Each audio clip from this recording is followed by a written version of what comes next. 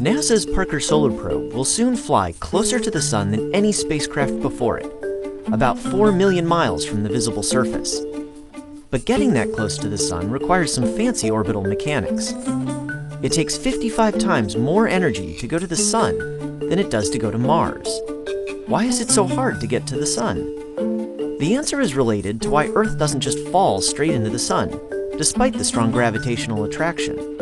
Earth, and everything on it, is traveling very fast, about 67,000 miles per hour, in a direction that is basically always sideways relative to the Sun.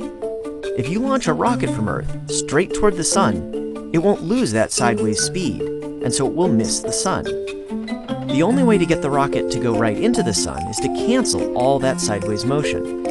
Leave even a little bit, and it will miss the Sun and enter a new orbit. To cancel Earth's motion, you have to launch the spacecraft backward as fast as Earth is hurtling forward. But 67,000 miles an hour is really fast. Spacecraft have to go upward at only 25,000 miles an hour to escape Earth. Getting to Mars only requires a bit more speed, 29,000 miles an hour.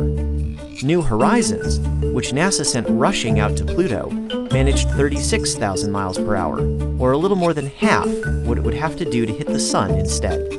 Since Parker Solar Probe plans to fly past the Sun, it doesn't need to cancel out all of Earth's sideways speed, but it does need to remove 53,000 miles per hour of it. That's why it's using one of the most powerful rockets available, and additional gravity assists from Venus over a period of several years.